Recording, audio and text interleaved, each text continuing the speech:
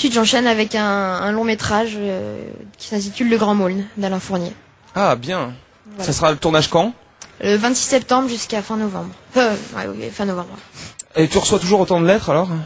Moins. Moins? Ouais. Ça s'est un petit peu calmé? Oui. T'en recevais combien après les choristes, après ce succès Je sais pas tout compter. J'en recevais pas mal, ouais. J'ai lu une centaine par jour, ce qui est quand même énorme, non? Ça fait Par jour, non, ça fait par beaucoup, semaine. hein. Oui, Par semaine, pas, non. ouais. Bon, Mais, 100 par jour, c'est Vincent Ferniaud. Les Hein. SMS, combien? 0. Ouais, faut qu'ils aient le numéro de téléphone. Hein. D'ailleurs, on va vous le donner, hein, Jean-Baptiste. Oui, bien sûr. Pas de problème. Bon, et alors, est-ce que tu es passionné de vélo? Est-ce que tu fais du vélo un petit peu quand même? J'en fais, ouais, avec des potes à moi. Ouais. Mais je suis pas un vrai passionné, on va dire. T'as gardé contact d'ailleurs avec les autres choristes, hein? Vous voyez tout le temps? Certains, oui. Ouais. Pas tous, mais certains, oui. Les meilleurs? Et des conneurs. Ouais. En fait. C'est ça, ouais. Bon, et Bernard Thévenet, tu connaissais? Je vais vous dire sincèrement, non. Il est un petit peu jeune, hein, Il est un petit malheureusement. peu jeune. Malheureusement pour moi. Voilà. Il Bernard, chante bien. Hein. ouais. Bernard qui a gagné 2 fois en 75 et en 77, qui est une légende hein, du cyclisme français. Et tu verras. Et Bernard Hinault, non, pareil. Pareil. Bon, Thomas Voeckler, oui. Oui. Ah, voilà. Veuclair et Virant, certainement. Hein. Bon, il a que 15 ans, hein, de toute Eh façon. oui, Alors, oui. Thomas Voeckler, ses confidences, comme tous les matins dans cette émission, il s'exprime devant la caméra de Didier Nérac. Thomas, c'est à toi. On attend le tour. Des championnats très sérieux de France, du monde, voilà. Faut Et que à Jean-Baptiste- Saint-Étienne, Normalement, enfin, on annonce un Essaye. championnat entre les Givaro et les Stéphanois. Je sais pas qui sont les meilleurs. ça rassemble une petite brochette de passionnés. Vous évitez le curare quand même sur les fléchettes. Tu fais du sport, toi, un peu, Jean-Baptiste? Ouais. Ça fait 8 ans que je fais du tennis. Et puis j'ai fait du judo aussi. Bon niveau en tennis? Ça va. On vous fera une Et- démonstration de judo, lui et moi, tout à l'heure. On tire dans la même catégorie. D'accord, à la fin de l'émission. Et ton idole en tennis? Ben, mon idole, c'est déjà mon. J'aime beaucoup Andy Roddick Ouais. et Roger Federer. Et Gasquet? Et Gasquet aussi. Ouais. Ouais, bien. Et j'aime aussi Rafael Nadal. En fait, j'aime tous les joueurs en fait. Très bien. Une course d'orientation maintenant, Laurent? Ouais, la course d'orientation, alors, c'est pas une particularité stéphanoise, mais à Saint-Étienne, il y a le pôle France de course d'orientation. Donc tous les plus grands champions français sont basés ici. Ça paraît tout simple comme ça, on court dans les bois, on a une carte en main, mais c'est ultra rapide, il y a 3 épreuves, il y a le sprint, il y a la moyenne distance et il y a la course longue durée. Et le but du jeu, c'est d'aller ramasser des balises et de faire le meilleur temps. Et Saint-Étienne organise pour la 2e fois les championnats de France, ce sera fin août, du 15 au 21 août. Et avant ça, il y a les championnats du monde et les Français ont déjà plusieurs titres de champions du monde. Et cette année, ils vont tenter une première, ramener une médaille par équipe parce que le relais est très fort. Et puis Saint-Étienne et le vélo. Alors pour la première fois, Saint-Étienne a accueilli le Tour de France en 1950.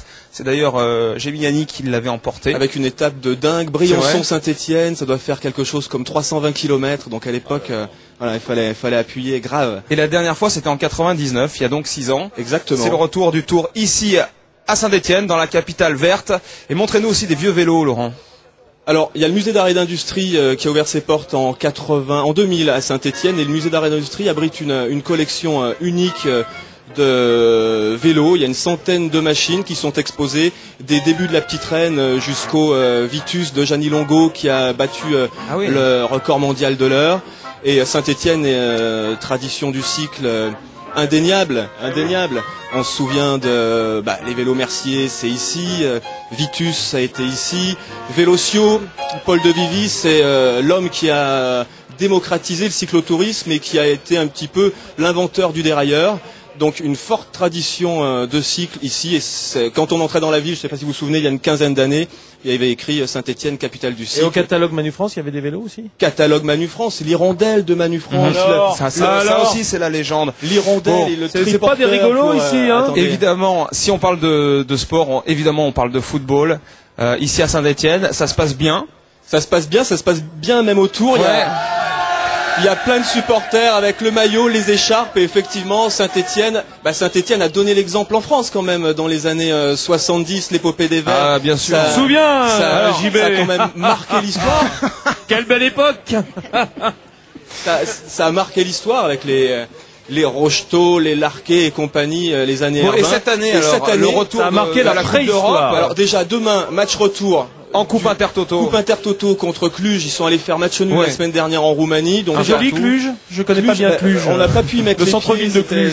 C'était l'horreur pour y aller. Enfin, Non, ça devrait passer, hein, normalement. Ça serait bien quand même la Coupe de l'UEFA cette année. Bah, en tout cas, pour le deuxième tour, ça va passer. Et ensuite, ce sera un déplacement en principe en Lituanie. À Vlurt. Ouais. Après Vilnius. Cluj, Vlurt. Ah, Vilnius, À c'est bien. Vilnius. Et on salue d'ailleurs Eli Bope, l'entraîneur, qui fait du bon travail, hein. Et Ouais. Et information, c'est tout frais. Julien Sablé, donc le capitaine des Verts, a prolongé son contrat jusqu'en 2010, d'ici à Saint-Étienne, ce qui marque quand même son attachement et puis une vision sur à long terme, parce qu'il y a Très eu bien. beaucoup trop de hauts et de bas dans ce club. Julien Sablé, effectivement, bon joueur de la S Saint-Étienne. Alors je vais juste faire un petit sondage. Vous ici, vous préférez Marseille ou le PSG? C'est la C'est réponse. clair, c'est clair. Et Lyon? Ah ouais, non, c'est pire, c'est pire. Et Sochaux? Voilà, Sochaux, ça va. Sochaux, ça va. Ouais. Et Amiens, ça va? Ouais, ça va, Amiens. Ça va. Amiens, Sochaux, vous êtes bien, là. Vous pouvez venir en vacances. Pierre-Henri Brandet. Oui. Vous êtes Oui. avec qui, Pierre-Henri? Frédéric Bessy. Très bien. Bonjour. Bonjour. Merci de nous rendre une petite visite, un petit coucou. Vous, pilote automobile, qui avez gagné le Dakar, notamment. Vous êtes passionné aussi, vous aussi, par le Tour de France, hein? Oui, j'aime beaucoup la bicyclette. Je fais aussi de bicyclette pour faire le training et je suis très contente pour venir ici. Ouais, mais alors votre chouchou Jan Ullrich, pour l'instant, il est 4e, hein? Oh, j'espère que Jadville va monter le podium. Ouais, vous pensez? Oui, c'est peut-être même la seule chose aujourd'hui d'intéressant, c'est de D'intéressant, voir c'est ce que vrai. va faire Alors, Jan Ullrich. Ce qu'on peut dire aussi, c'est que le cyclisme et le Tour de France a énormément de succès en Allemagne, hein, dans votre pays, hein. C'est incroyable le nombre de personnes qui suivent la compétition.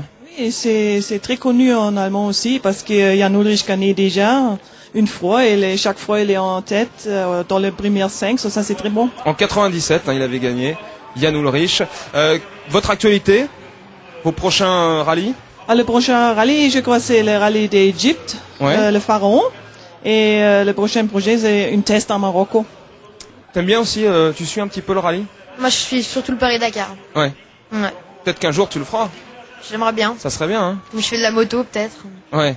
À 15 ans Si, déjà. J'aimerais bien. J'aimerais bien le Vous avez faire, vu moi. Utah, vous avez vu les choristes? Oui, un peu. Mais s'il veut faire les motos, c'est bien. J'ai parti aussi en moto les premières fois, ça c'est Ah, Il y a oui. eu combien d'ailleurs de spectateurs pour les choristes? Ça a dépassé les 9 millions, non? 8 millions? Ça fait 9 millions. 9 millions d'entrées, hein. Voilà, c'est quand même énorme. Merci Utah. On va passer à femmes de coureurs maintenant, les femmes de coureurs qui ont leur mot à dire dans cette émission, c'est important. Et c'est l'épouse du Belge Christophe Brandt, elle s'appelle Alison. On l'écoute. Moi, j'allais à l'école et il passait tous les jours en voiture. Moi, je prenais le bus et je le voyais passer. Et puis, un jour, il s'est arrêté. Donc, puis ça a commencé comme ça, tout ça. Je savais qu'il était coureur cycliste parce que mon papa a fait du vélo avec lui aussi. Donc, je le connaissais de vue. Et lui, il me connaissait de vue aussi. Mais c'est vraiment à l'arrêt de bus qu'on s'est rencontrés. C'est pas sur une course, en fait. Vous discutez beaucoup de vélo dans la famille, dans les réunions de famille? Bah, tout le monde nous pose des questions. Vous savez, c'est quelque chose de spécial quand même. Donc, On se vient proche là. Et demain, ça va être terrible, ça va être la séparation. Ouais, c'est triste. J'ai déjà commencé à travailler avec ça. Ok, on espère vous voir en vert demain sur les champs, le maillot vert. Merci Tanrushov. À tout à l'heure. Alors, on m'a donné l'écharpe de Saint-Etienne. Je suis Et obligé vous de la allez, mettre. vous allez trahir votre ville. Eh ouais. Et j'ai pas envie de me faire lyncher après l'émission, hein. Bon. Ah, elle est belle en plus, hein. Franchement, hein. Les questions SMS comme promis à Bernard Thévenet. Alors, énormément de